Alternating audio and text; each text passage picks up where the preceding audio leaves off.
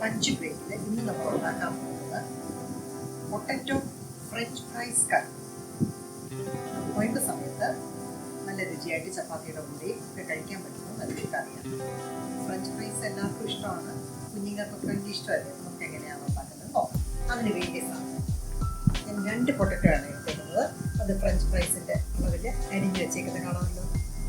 ഇനി 2 സവോള, 2 തക്കാളി, ഒരു വെള്ളമുളക്, ഇച്ചിരി കരിയാപ്പില, അതേപോലെ തന്നെ ഇച്ചിരി മല്ലിയിലയും കൂടെ നമുക്ക് അവസാനം ചേർക്കാവുന്നതാണ്. ഇതിൽ എണ്ണ നല്ലപോലെ ചൂടായിട്ടുണ്ട്. നമുക്ക് ഫ്രഞ്ച് ഫ്രൈസ് വറക്കാനായിട്ടിടാം.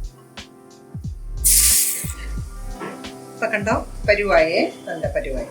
നമുക്ക് ഫ്രഞ്ച് ഫ്രൈസ് പോരാ. ഫ്രഞ്ച് ഫ്രൈസ് തന്നെ നമ്മൾ കുഞ്ഞുങ്ങൾക്ക് ഉണ്ടാക്കണമെങ്കിൽ ഇതേപോലെ അരിഞ്ഞ് നമ്മൾ ഫ്രീസറിൽ ഒരു 2 മണിക്കൂർ വെക്കണം. വെച്ചതിന് ശേഷം എടുത്ത് ഇതേപോലെ വറുത്ത് ഉപ്പ് ഇട്ട് കൊടുക്കാമെങ്കിൽ കൊച്ചു കുഞ്ഞുങ്ങൾക്ക് കട കിട്ടുന്ന പോലെ നല്ല ഫ്രഞ്ച് ഫ്രൈസ് കിട്ടും. ഫ്രഞ്ച് ഫ്രൈസ് കറിക്ക് നമ്മൾ ആദ്യം എണ്ണ ഒഴിച്ചു. വെളിച്ചെണ്ണയല്ല, ബ്രാൻഡ് ഓയിലാണ് ഞാൻ ചേർത്തിരിക്കുന്നത്. ഇച്ചിരി കടുകിട്ടു. 2 സവോള നമ്മൾ എടുത്ത് വെച്ചിരുന്നത്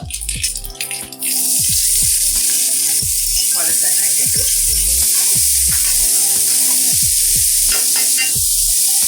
ഉപ്പ് കറിയുടെ ആവശ്യമിട്ട് അധികം എണ്ണയൊന്നും വേണ്ട, കുറച്ച് എണ്ണ ഉണ്ട് കേട്ടോ.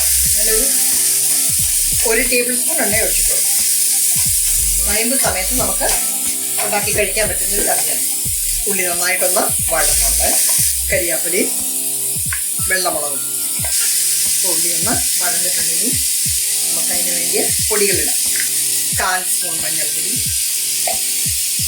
ഒരു കൊച്ചു ടീസ്പൂൺ മുളക് പൊടി, മല്ലിപ്പൊടി 2 ടീസ്പൂൺ, ഗരം മസാല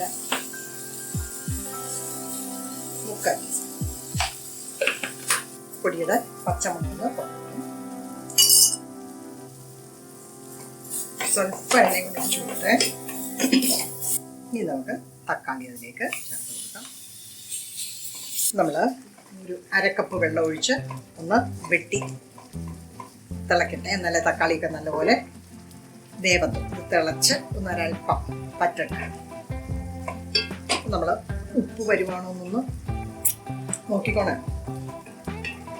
ഉപ്പുണ്ടോ, പുളിയുണ്ടോ ഇല്ല നമ്മൾ നല്ലപോലെ പറ്റിയിട്ടുണ്ട്.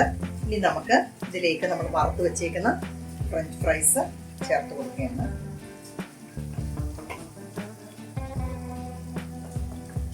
ഈ ലാസ്റ്റായിട്ട് ഇച്ചിരി മല്ലിയിലയും കൂടെ ചേർക്കാം.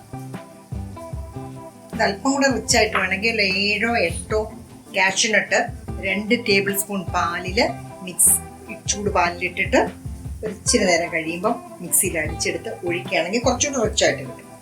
ഓക്കെ, അങ്ങനെ ഫ്രഞ്ച് ഫ്രൈസ് കറി റെഡി.